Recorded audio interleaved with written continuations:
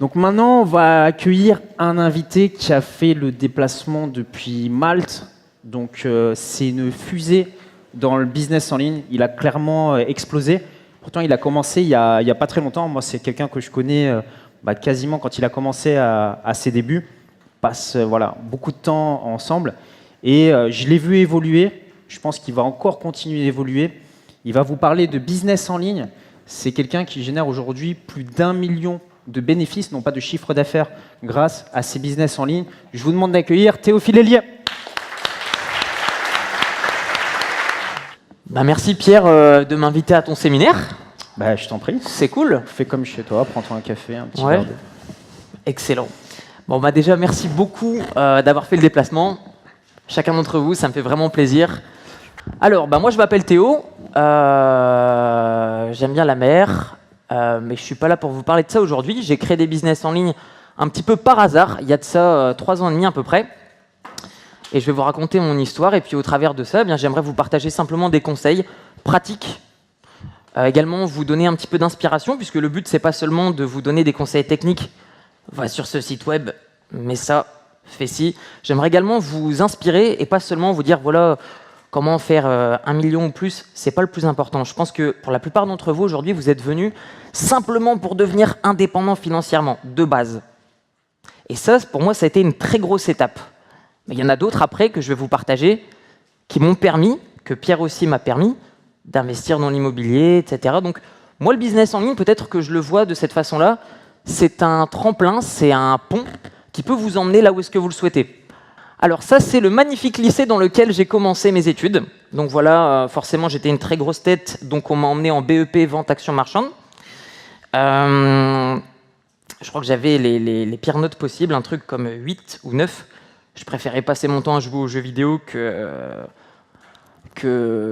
mater dans les bouquins. Et j'ai fait un stage dans une entreprise de vente de vêtements. Et j'avais 30 jours de stage. J'arrive premier jour et ma chef de stage me dit « Théo, tu vas pendant 30 jours mettre des antivols sur des vêtements dans la réserve dans le fond.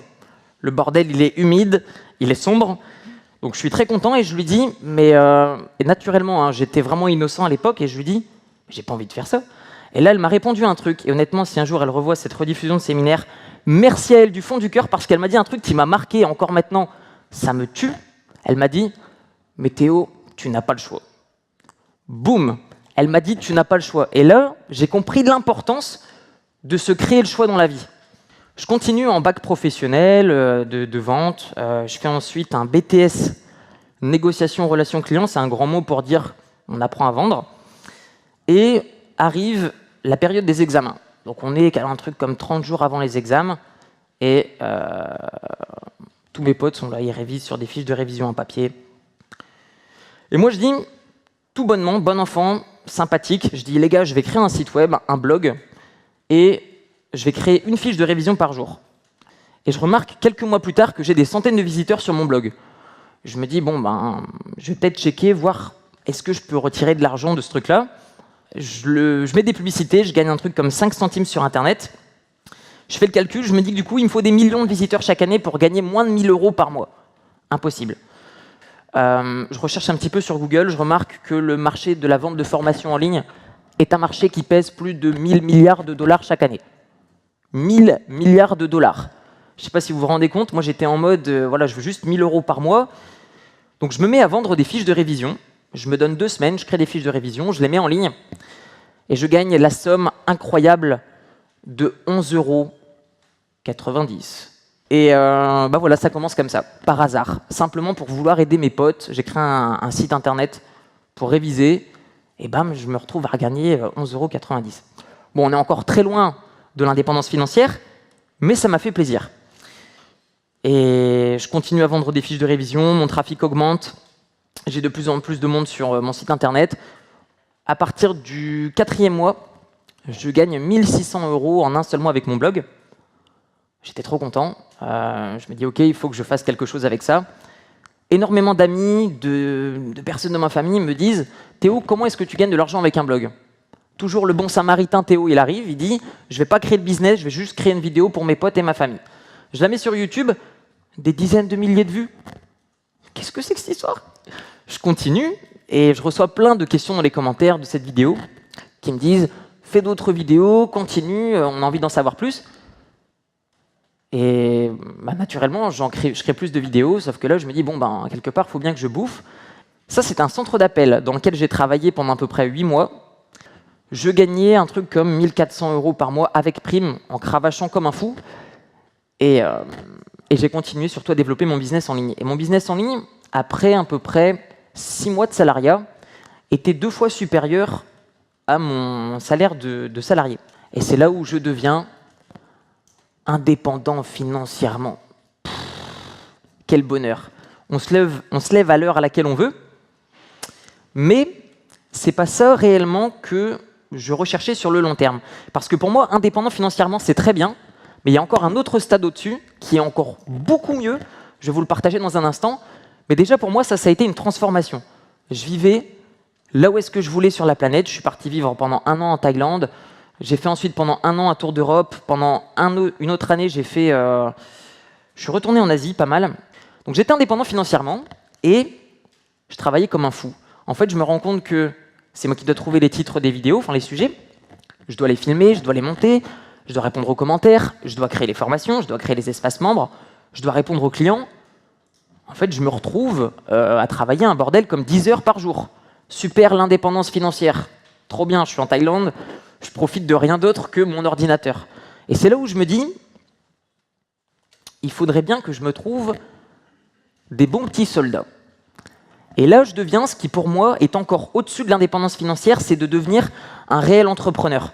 Pour moi, un entrepreneur, c'est quelqu'un qui accepte cette marge de perte, comme tu le disais, Pierre, juste avant, de se dire « Ok, j'accepte de ne pas tout contrôler, mais derrière, mon investissement en termes de temps, il est divisé par 10, 15, 20, 30, et derrière, je gagne légèrement moins. » Donc pour moi, le business en ligne a été un tremplin, puisque derrière, ça m'a permis d'investir en immobilier. Et dernièrement, si j'ai pu acheter 3 biens à Budapest, en Hongrie, eh bien, c'est principalement grâce au business en ligne. Et Pierre également qui m'a formé sur l'immobilier. Alors, comment ça fonctionne ce business model? C'est très simple, 4 étapes. Première étape, la découverte. On ne vous connaît pas, bam, on vous connaît. Vous créez un site internet, une chaîne YouTube, vous utilisez les réseaux sociaux si vous le souhaitez. On en reparlera juste après. En tout cas, on vous découvre. Deuxième étape, vous devez capturer des emails. C'est, selon moi, ce qui fonctionne le mieux aujourd'hui sur Internet, selon votre cible. Troisième étape, de la valeur. Il faut que vous aidiez les gens. Il faut que vous aidiez les gens. Je sais que on peut se dire, voilà, les revenus passifs, c'est bien, etc. Mais il y a un moment, il faut mettre les mains à la pâte. Il y a un moment, il faut se bouger pour visiter un bien immobilier. Il y a un moment, il faut se rendre dans une banque pour trouver un crédit.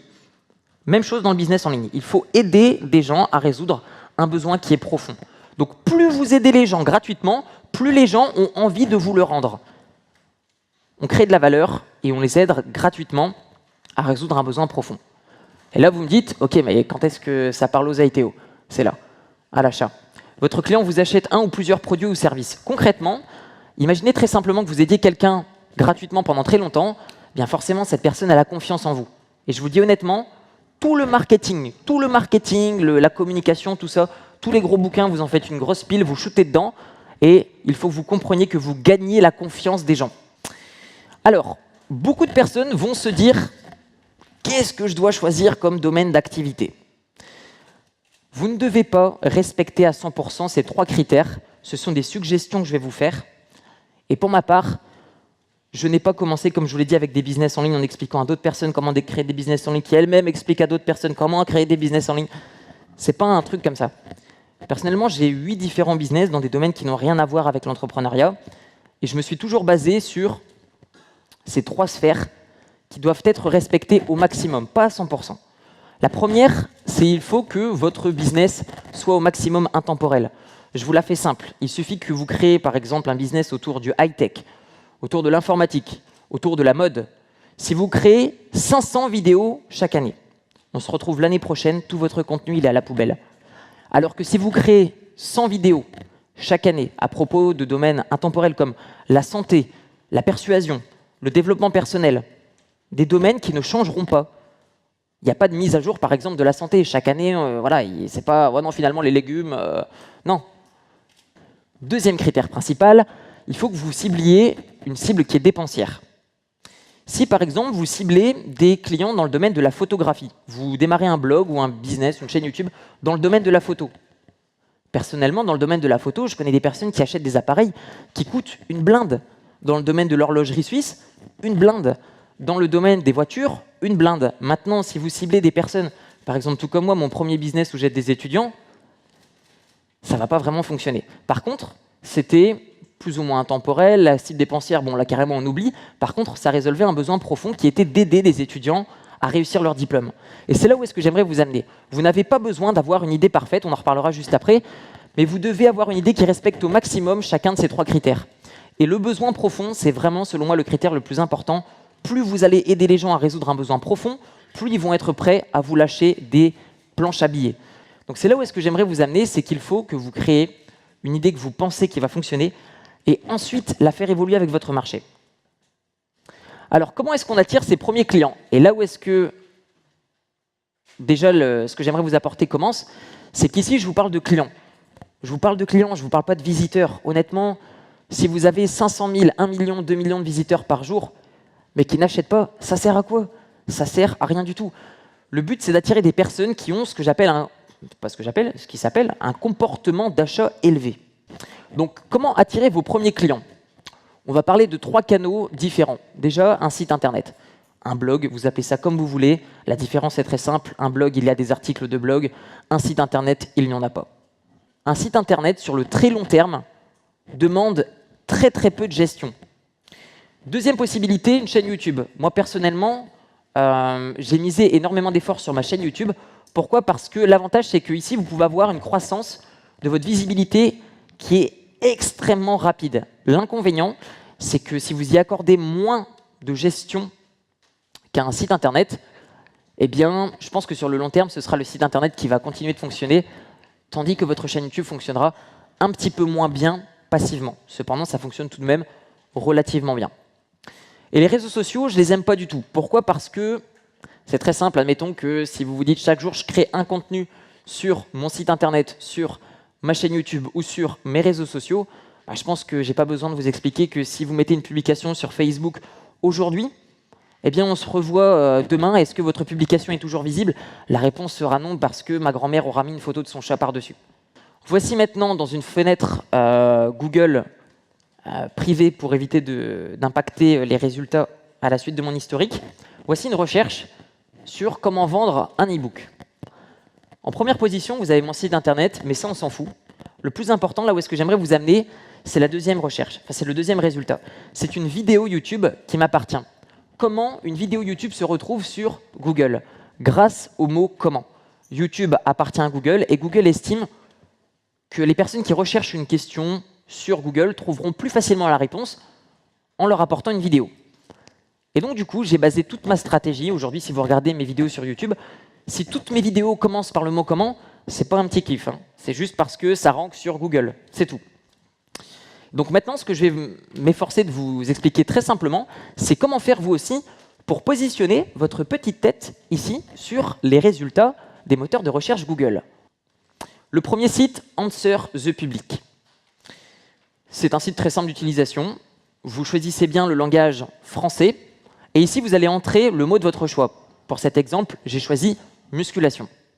Je ne vous fais pas un dessin. Si vous utilisez cet outil et que vous ciblez les mots qui sont les plus recherchés, naturellement, alors que monsieur et madame tout le monde qui veut lancer un business qui ne connaît pas ce site web-là, il va créer la requête qui répond seulement à 110 recherches par mois. Donc naturellement, vous aurez beaucoup plus de clients intéressés que les personnes qui ne connaissent pas ce site web. Une fois que vous aurez créé votre vidéo, il va bien falloir capturer l'email. Je vous propose qu'on décortique rapidement un appel à l'action dans mes vidéos. Pourquoi, encore une fois, est-ce qu'à la fin de chacune de mes vidéos, si vous les regardez, je dis voilà, cliquez dans la description de la vidéo pour recevoir une série de 6 vidéos de formation offertes, c'est toujours pas un petit kiff, c'est simplement parce que ça rapporte de l'argent. Donc, 3 choses. Tout en haut, il y a un petit i comme information. Lorsque les personnes vont cliquer sur ce petit i comme information, je les redirige vers ce qu'on appelle une page de capture, que je vais vous présenter juste après, qui va me permettre de capturer l'email. Même chose, ici, vous avez ce qu'on appelle un écran de fin. Lorsque mes abonnés vont cliquer sur s'inscrire, ils vont être encore une fois basculés sur cette page de capture, ou encore sur le lien qui apparaît dans la description de la vidéo. Ça, c'est une page de capture. C'est une page qui va simplement permettre de rentrer son adresse email pour recevoir un cadeau en l'échange. Donc ce cadeau, c'est quoi? Pour cet exemple, ce sera cette vidéo de formation offerte pour créer votre entreprise rentable rapidement. Cette page de capture, ça fait à peu près 3 ans que je l'optimise. Elle a atteint le taux de conversion de 78%, ce qui est à mon sens plutôt pas mal, et sachant que là, on parle quand même de plus de 500 000 visiteurs sur la page de capture. On ne parle pas de 3-4 gars au hasard qui ont été envoyés. On parle vraiment de volume sur le terme. Parlons maintenant de la capture d'email sur un blog. Vous avez ce qu'on appelle une fenêtre pop-up. Fenêtre pop-up, on la connaît tous. On a envie d'être tranquille sur son site internet. On a cette fenêtre pop-up qui s'ouvre. On a mal au crâne. Je vous propose également d'en créer une, mais cette fois-ci en apportant de la valeur. Je vous propose qu'on offre un cadeau aux personnes qui viennent sur votre blog. Ce qui est vraiment intéressant, c'est que là, on est sur un taux de conversion de 14%. Souvenez-vous, comparé à une chaîne YouTube, on était à 1% des visiteurs. Là, on est à 14%. Voici GetResponse. GetResponse, voici le calendrier d'envoi d'email. C'est-à-dire, entre guillemets, moi, les mails, je les ai écrits une fois. Et vous doutez bien que je ne suis pas là derrière mon ordinateur à attendre que quelqu'un s'inscrive. Je dis « Ah, c'est bon, j'envoie, c'est mort ». J'utilise GetResponse. Les emails, je les ai écrits une fois. Et automatiquement, ils vont s'envoyer. Alors, là où est-ce que vous vous posez peut-être la question, ou peut-être que vous n'en avez rien à faire, c'est comment créer une formation du coup. C'est très simple, il faut analyser la demande. Pour toutes les personnes qui vont me dire « je n'ai pas de clients, je n'ai pas de personnes qui s'inscrivent, je n'ai pas de visiteurs, je n'ai rien, comment est-ce que je fais pour créer une formation ?» C'est très simple, rendez-vous sur des forums. Et je trouve que vraiment sur les forums, on trouve 2 choses. Déjà de 1, la demande, et de 2, les freins. N'oubliez pas une chose, c'est que plus vous vendez des solutions qui vont permettre à vos clients d'obtenir des résultats rapides, pas forcément des gros résultats, mais des résultats rapides, même petits, eh bien c'est là où réellement vous allez gagner de l'argent. Et enfin, vous allez devoir trouver la solution. En gros, vous avez compris les problèmes, les attentes de vos clients, vous avez compris ce qui les freine à acheter, et vous allez trouver une solution qui va permettre de résoudre ce problème sans passer par les freins. OK? Si vous avez des questions, surtout n'hésitez pas à m'arrêter. Alors la question est la suivante. Est-ce que j'ai déjà rencontré des entreprises qui auraient acheté une de mes formations et qui l'auraient partagé à des centaines, même une cinquantaine de salariés? La réponse est non. Maintenant, si quelqu'un a cette envie et cette idée, je l'invite personnellement à le faire. Il rencontrera Patrick Michaud, avocat fiscaliste, pour prendre un petit thé. Voici par exemple, parce que encore une fois on parle de business en ligne, j'aime bien également vous montrer des exemples visuels. Voici une capture d'écran d'une formation en ligne, puisque je sais que beaucoup de personnes peuvent se dire « formation en ligne, est-ce que je vais recevoir des DVD? Est-ce que c'est un stage ?» Non, c'est un accès en ligne. Donc voici par exemple une formation, donc c'est très simple, hein, les personnes cliquent, une fenêtre pop-up s'ouvre avec la vidéo. Ici on va avoir différents modules. C'est tout simple, une formation en ligne, c'est ni plus ni moins que des vidéos dans un espace membre, un accès sécurisé. Comment est-ce que je fais pour créer mes espaces membres? Je vais héberger mes vidéos sur Vimeo pour les sécuriser, pour éviter 99% des personnes qui vont essayer de télécharger mes vidéos. Deuxième chose, ClickFunnels.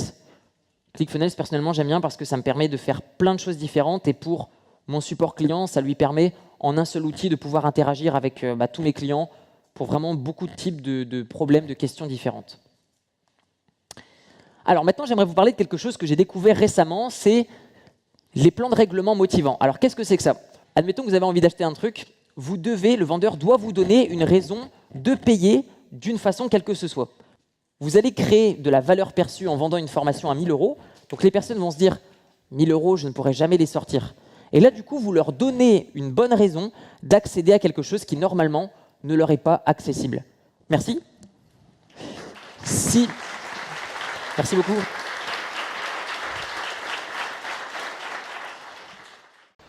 Merci énormément d'avoir regardé cet extrait de cette intervention que j'ai faite à un séminaire dernièrement à Paris. Merci à tous ceux qui sont venus, ça m'a fait ultra plaisir de vous rencontrer, de passer du temps avec vous, de déjeuner avec certains, de dîner avec d'autres. On a même fait des vidéos avec certains, bref, Merci du fond du cœur, ça m'a fait ultra plaisir de vous checker, de vous serrer la main, d'entendre parler de vos business, ce que vous avez comme projet. Ça m'a ultra motivé même personnellement. Et voilà, je voulais vous dire que bien évidemment, cette vidéo, c'était un extrait de mon intervention à un séminaire.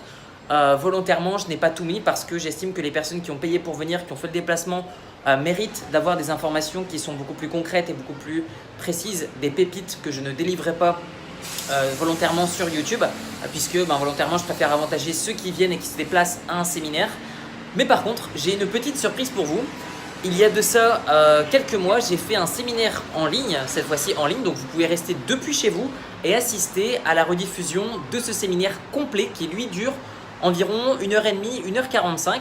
Et pour vous y inscrire gratuitement à cette rediffusion, vous avez un lien qui apparaît dans la description de la vidéo. Il suffit de vous inscrire, vous avez une session qui va commencer prochainement. Il suffira de vous inscrire et vous aurez accès donc à cette rediffusion 100% gratuitement. Et là, vous avez des informations qui sont beaucoup plus précises sur la création de business en ligne. Le lien apparaît dans la description de la vidéo. Sinon, je vous mettrai un lien qui apparaîtra juste ici. On se retrouve de l'autre côté et moi, je vous laisse. Là, actuellement, je suis à Marbella, pardon. Je suis à Marbella en Espagne. Ciao, ciao.